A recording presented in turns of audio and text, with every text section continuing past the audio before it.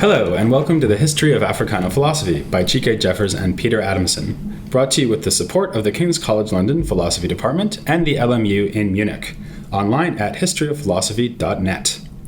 Today's episode will be an interview about Ethiopian philosophy with Teodros Kiros, who is Associate Professor of Philosophy in the Liberal Arts Department at the Berklee College of Music, a Du Bois Fellow at Harvard University, and producer of African Ascent, a television program which is produced right here in my hometown of Boston. So, hello, Professor Kiros. Hello, Professor Adamson. How are you, sir? I'm great. Thanks very much for coming on the podcast. Your work has spanned a variety of genres because you've written essays about political philosophy, books about political philosophy, you've worked on the history of philosophy, and you're also a novelist. And so I wanted to ask you basically to just start by telling us how Ethiopian philosophy has informed this broad spectrum of work that you've done. Well, that is a very general question, but let me try to break it to pieces. It is true that my work, my philosophical work, which really includes 10 published books and 2 books on the way. One of the 2 books on the way called Self-Definition of Philosophical Discourse is, strictly speaking, not a work of Ethiopian philosophy. It is a work that tries to engage philosophy proper by rethinking how it is that these binaries, these orientations, sex, gender, and race came into being. Not by beginning with European literature, as most of the authorities, such as Foucault himself and Judith Butler and a few others do, but I engage the construction of race, gender, and sex by beginning with ancient Egypt, and through Egypt to India, China, and so on. So a major portion of this work is an attempt to globalize the nature of philosophy itself. Because as you know, Professor Adamson, philosophy still continues to be local. It is not sufficiently global, as the philosopher from Vienna, Anke Kranas, contended in a recent piece that she wrote called Is Global Justice Really Global? Then the second unfinished project called The Passionate Man, that work too, which is a sequel to Cambridge Days, one of my primary novels, is strictly speaking not an exercise in using Ethiopian data, but simply thinking and philosophically examining what human beings do as I watch them, as I keenly observe them in buses, trains, on my way from here to Berkeley. For me, every human event, literally every human event, is potentially philosophic. So I use my limited abilities as a writer, and I develop characters, and I bring in my philosophical interest in the form of dialogues, and I make my characters speak philosophy. Now, the other works, on the other hand, beginning with my first work on Antonio Gramsci, the founder of the Italian Communist Party, which I wrote when I was, I think, about 28 or 29, followed by Moral Philosophy and Development 2 or 3 years later, then Self-Construction and the Formation of Human Values, which led to a collection of essays that I wrote for the Ethiopian Reporter, Ethiopia's leading newspaper, as a columnist for about 5 years. All my columns were collected, and they produced 2 volumes of philosophical work. One of them is called Philosophical Essays, and the other one is called Ethiopian Discourse. So the first 8 books, I think, are informed by my Ethiopianity, an identity or an attribute, of course, that I did not choose as an exercise in self-definition. I just woke up one day and I discovered that I'm an Ethiopian and in that the world identifies me as such. One of the themes you've talked about, especially in the political part of your work that you've just given us an overview of, is a theme of development. And this is a word that we see in phrases like underdeveloped countries, which is often obviously applied to African nations. Development is usually seen as a pragmatic or economic issue, not a philosophical issue, but you've actually treated it as a philosophical or even an ethical issue. Can you explain that and say something about, why is your approach to that Ethiopic, as you put it? Okay, that is a very interesting question. What I did, I think you're referring to the claims that I make in Moral Philosophy and Development. Yeah, that's right. In which I distinguish between development as a material concept and development as a non-material concept. When we look at development strictly as a material concept, what we are essentially doing is we say something like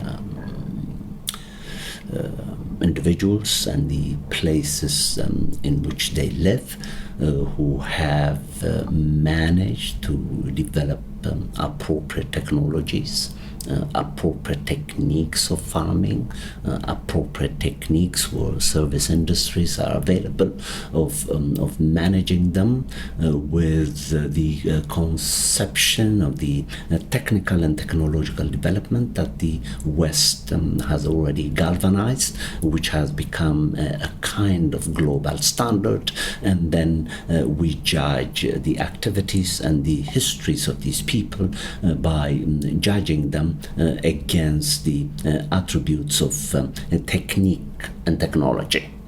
That captures for me the essence of what the West has been contending development is.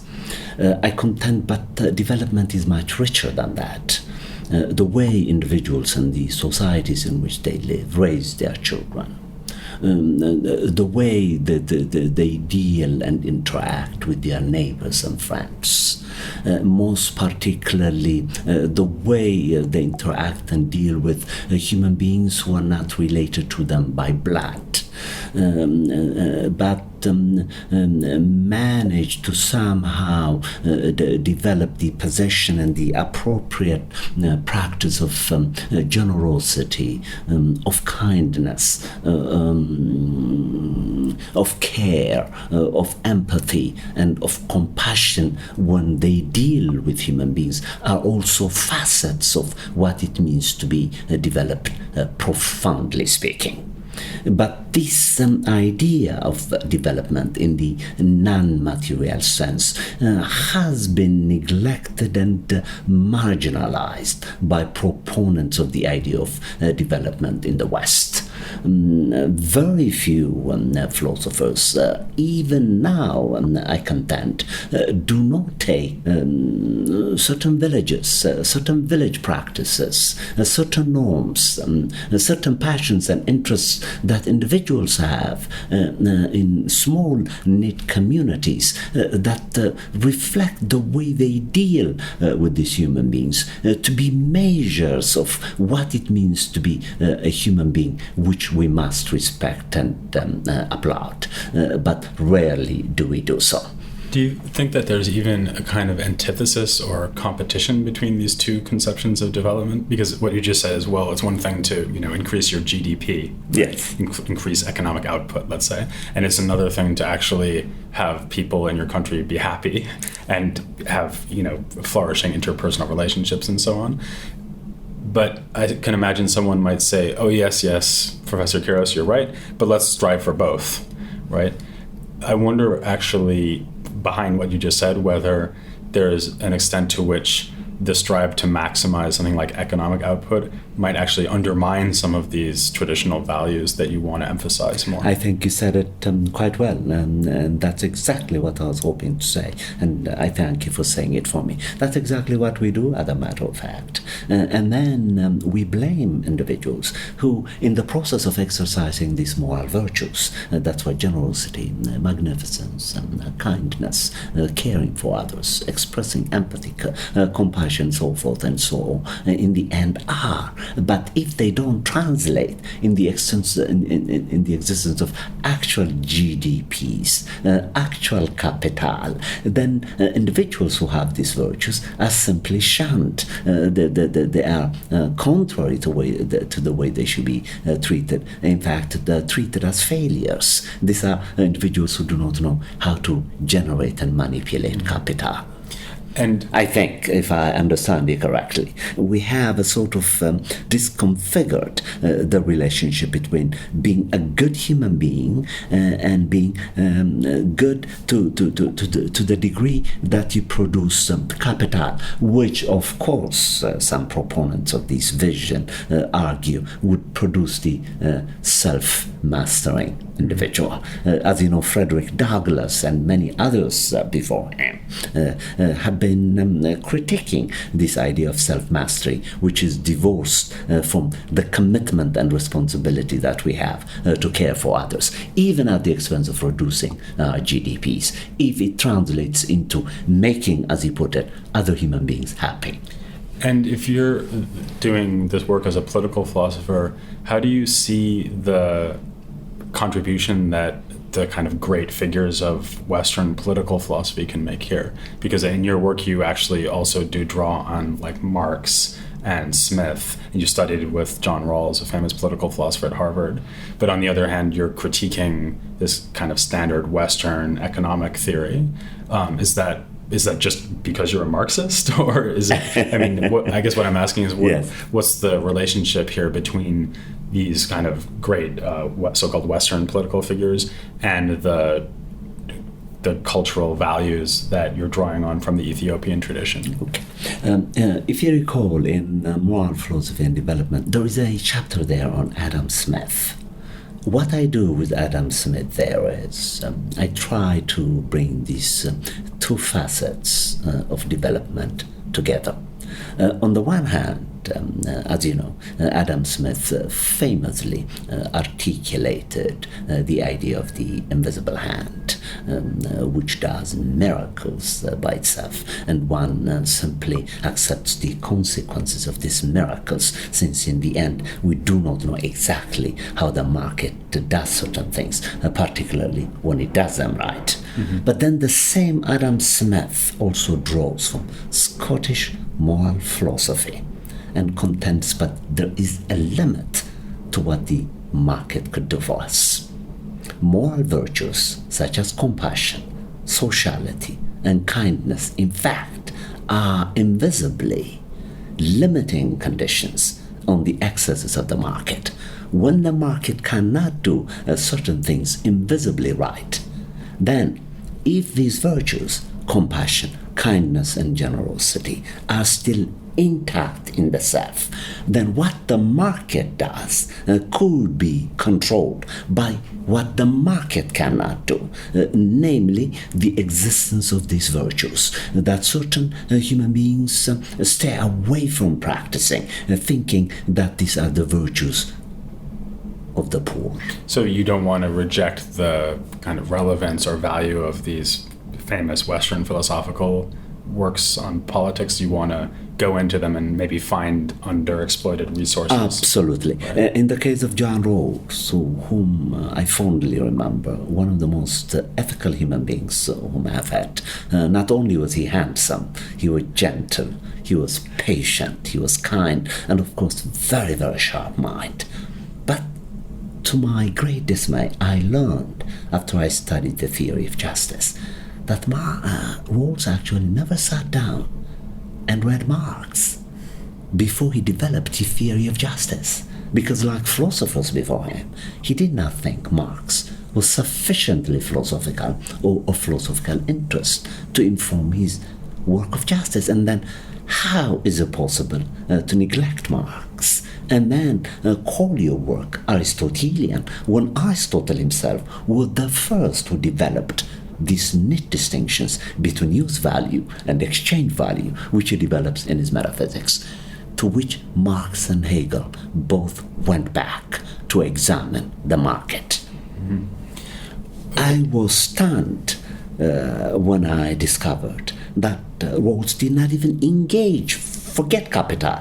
He could have at least engaged the economic and philosophical manuscripts of 1844, deeply philosophical, the idea of alienation, those 4 or 5 forms of alienation, and the way they could be integrated with the market as it does its invisible work. When the market alienates us, then once we are conscious of our alienation, then we try to redeem ourselves from this unnecessary burden by these alienations that we should be aware of, that we are not aware of, so that we can control the market, so that we can control what capital could do.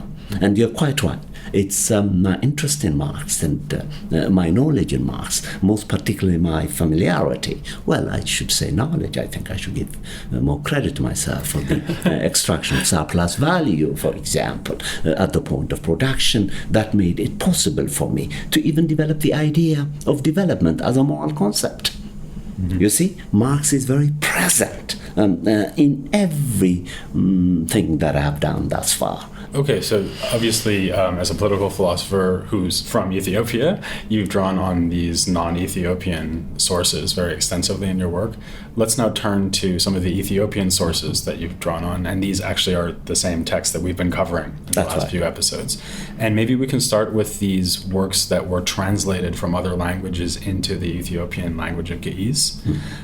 So, for example, you have the Book of the Wise Philosophers, which was translated from Arabic, and ultimately goes back to Greek sources. You have the Tale of Scandes or Secundus, which again goes back to Greek sources. One of the issues that we kind of confronted and wrestled with when we were working on that episode is that these are works in Ge'ez, an Ethiopian language, and they were influential in Ethiopian culture, but they ultimately derive from sources from outside that culture, usually originally Greek. Do you think there's still a sense in which we can think of these as constituting the beginning of an Ethiopian philosophical tradition? Indeed, they are. I appreciate the question. This gives me an opportunity to think through abstract claims that I have made in my book on Zera Yacob, the philosopher of the Rationality of the Human Heart, in which I distinguish between what I call classical Ethiopian philosophy and modern Ethiopian philosophy. And of course, the texts that you mentioned, the Book of the Wise Philosophers, the piece on Scandes, belong to what I've called classical Ethiopian philosophy, in which I claim that they are only philosophical following Sumner in a broad sense, I contend. And the broadness is twofold. One, they are philosophical, but not originally philosophical to the Ethiopian philosophical landscape, because as you just contended, these are works of appropriation. Sumner made the case, and I think he's quite right. What these texts tell us is that Ethiopians are very inventive borrowers. They take these texts that, for lack of a better term, they Ethiopianize them. But the texts, strictly speaking, did not originate in Ethiopia. They are borrowed from Greece, even the Mediterranean, the area in which you work. When they come to the Ethiopian sphere, they adapt the Ethiopian rhythm, the Ethiopian harmony, the metaphors, the examples, the worries of the individuals reflect their Ethiopianity. So in this sense, yes, they are broadly speaking philosophical, but they are not philosophical in the original sense that they originated in Ethiopia. They are philosophical as exercises in how a tradition appropriates traditions that come from elsewhere by giving it a form of originality, but is not original in that sense, which led me to develop the second category, which I called modern Ethiopian philosophy, to which I bring Zera Yacob. Yeah, so that brings us to Zera Yacob. And as you said, you've written a book about him. He's a 17th century rationalist philosopher from Ethiopia whose work was brought to light in the mid-19th century. And something we talked about in the previous episode on Walda Hewat, who was his student. So the two treatises come to us conjoined in one manuscript. So one treatise by Zera Yacob, one by his student Hewat. One of the things we grapple with when we talked about them is whether these works are authentic. Right, so were they really written by Ethiopians from the 17th century? Is it a later forgery? So before we go into the content of these works and how they've affected your own thought, do you want to just say something about, presumably you think they're real. Sure, I'll be very happy to do so.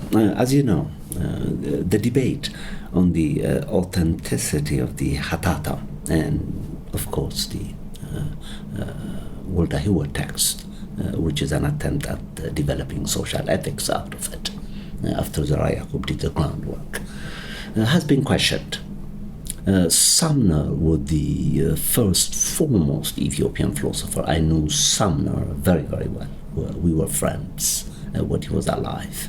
We dined and wined together at my home, at his home.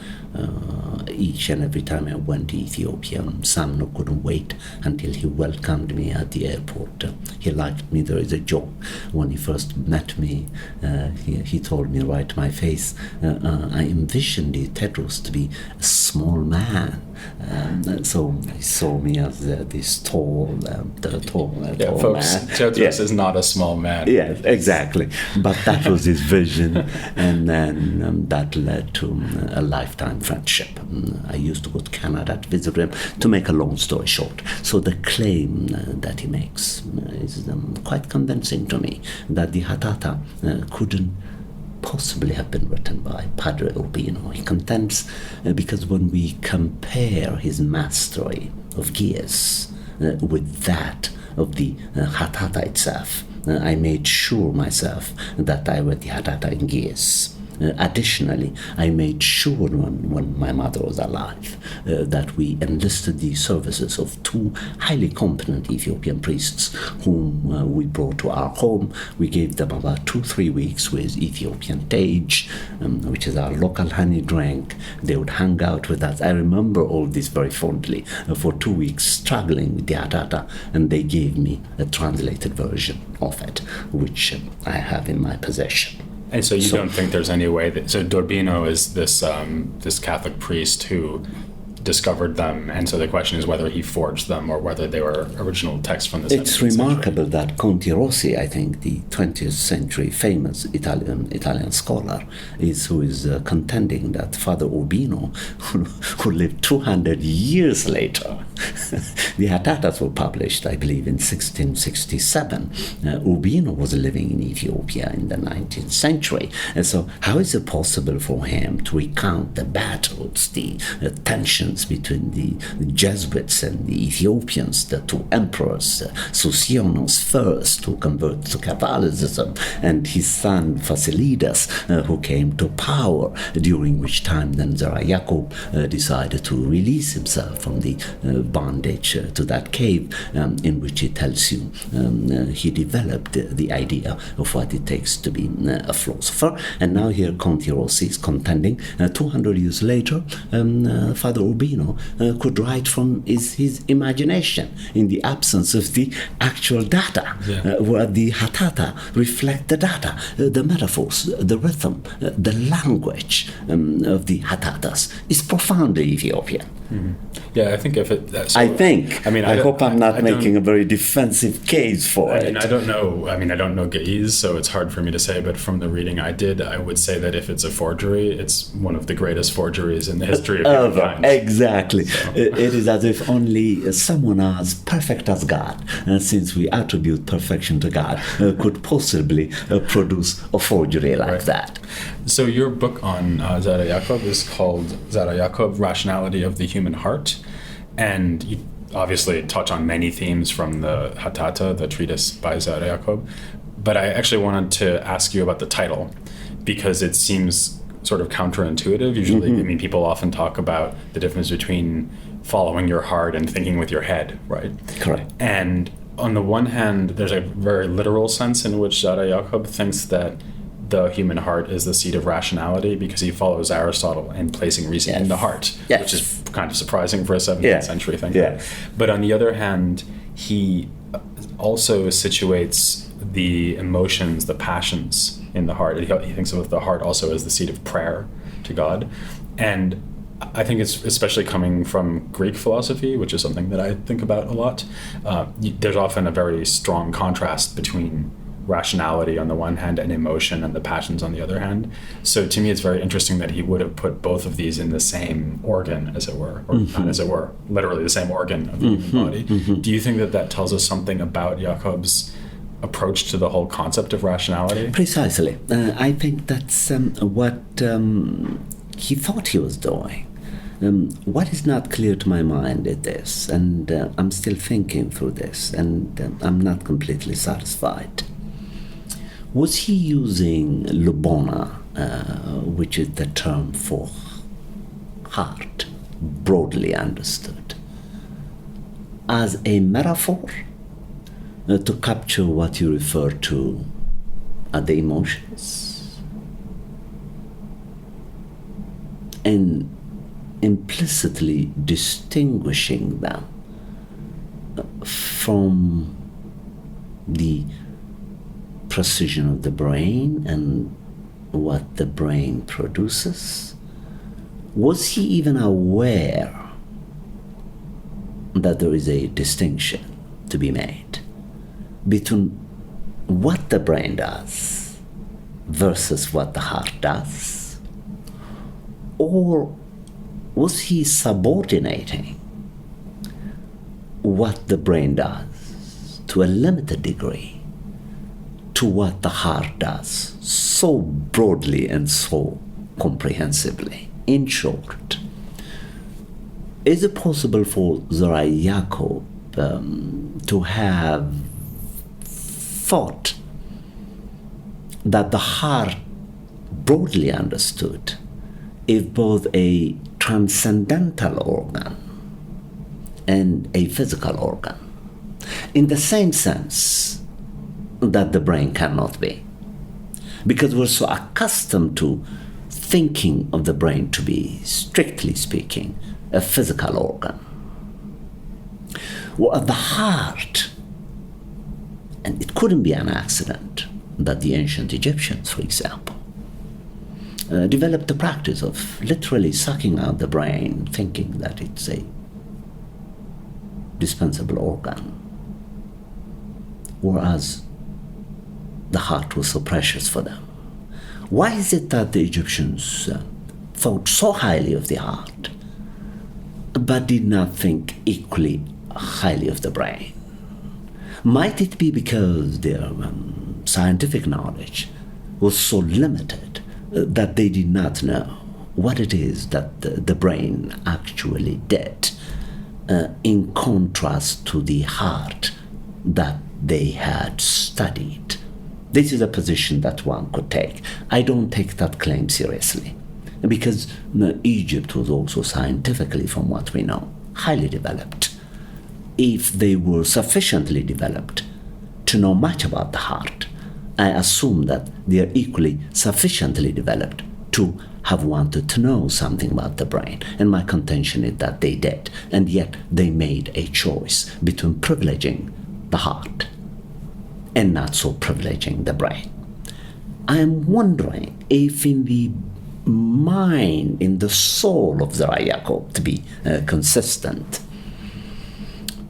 the heart was a special organ, because he's contending that what we call thinking is not the activity of the brain, although he doesn't say this. It's the activity of the soul, and the soul is the house of the heart. So the heart is both a transcendental organ that does the thinking, and also a physical organ. But additionally, it's the seat of thinking, and for him, for lack of a better term, a religious thinker would would restrict his gifts. I would say, as a spiritual thinker, he's keenly aware that what he calls thinking takes the form of thought impulses. Not merely irrational emotional impulses, but thought impulses that seem to percolate in the heart. And then they find their way to what I call the brain, which he does not call the brain, through which they become released in the form of speech acts, in the form of language, so that we can speak about what these thoughts do for us. This is a very long-winded way of making a case for Zera Yacob, that he may not be thinking of Lubona merely metaphorically, as generations of thinkers have done from him. It's my impression that he actually thought that the heart is a transcendental organ that produces thoughts. And my students at Berkeley recently have been exposing me to literature that seems to be making the kind of case that I'm making now. Mm-hmm. That brain research is not do it and know it all anymore. There is a tremendous interest in the human heart. It's not simply this organ that we have unjustly separated from the brain and treated it as something that houses thought, emotions that are sort of thoughtless. What you cannot think, you attribute it to the heart. Zera Yacob is reversing the order. In fact, what we call thinking, even when we think that it is a function of the brain, actually is not. The brain is too small of a physical organ to house the kind of thinking that Zera Yacob we could do through the heart, in the form of, for example, in his case, prayers. It seems like whatever he thinks about the physical role of the heart, when we call him a rationalist, that makes sense, because he encouraged us to reflect critically on religious tradition and things like that. That's what people mean when they call him a rationalist. But I think it's interesting that you're pointing to the fact that for him reason is a much richer kind of holistic function than just this sort of thin critical tool that you use to maybe weigh up arguments on one side or another of an issue. Because it seems to me that one implication of what you're saying is that if the heart, whether physically or metaphorically, is the kind of center for everything the soul does, then actually what we have is this unified kind of power of self-expression or reflection, and the fact that that would include emotion and prayer as well as reason, Exactly. That sort of thinner notion of reason. I think that's a really fascinating idea. I think so.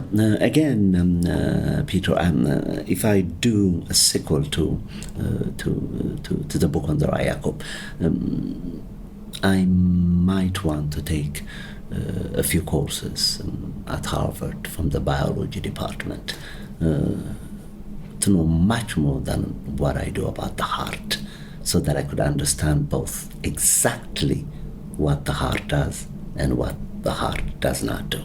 The philosophy of cardiology. Yes, because when I gave this paper at Harvard and made these bold claims about the heart, a few medical doctors challenged me, and one of them told me that I needed to take a course or two in biology. I'm going to take him up on it. Maybe he's right. Maybe there is something about the heart that I need to know so that I could restrict my understanding of it, not to both be transcendental and physical, but strictly physical. But I doubt that these courses that I'm going to take at Harvard are going to make me think otherwise. Yeah, they might be on a different wavelength. On a different wavelength, Yeah. I think. So I think you've captured what I'm trying to say on the behalf of the human heart, and the metaphor for wholeness is one of it. It's also in the case of Zera Yacob, that's also where he thinks God is, in the heart. So speaking of a sequel to Zera Yacob, let's briefly say something about Walda Haywatz before we end.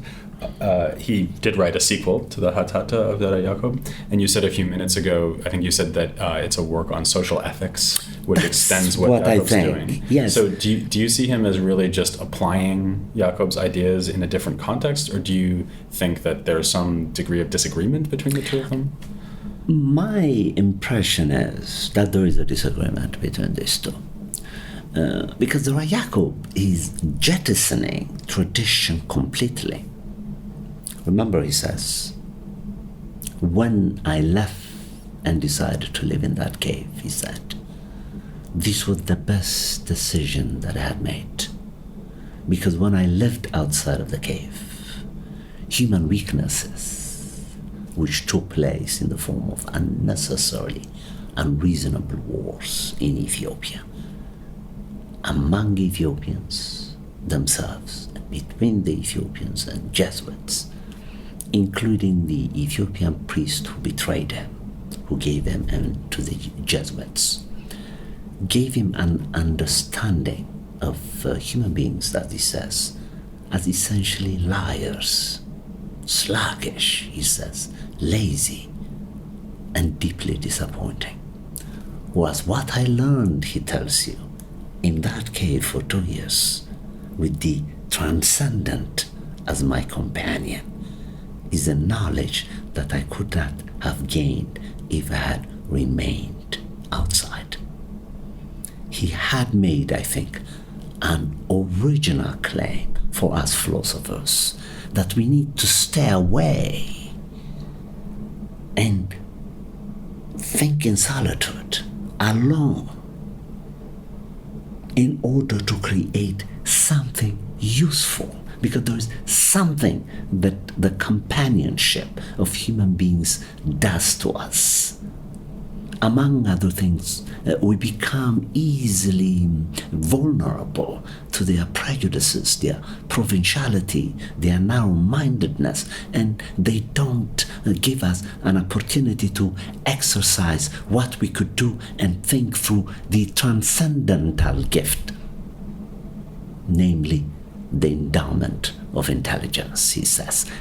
His only prayer always was, God, make me more intelligent than I am now, so that I can understand your greatness. Because I'm so imperfect, I'm so limited, that I cannot possibly take you on to understand your ontological structure, who you are, the one who is there, but not in the form of the way in which tables and chairs and other external objects are. You are there. I want to understand the nature and structure of this there, but I need to be given an intelligence with which to do this and do it right.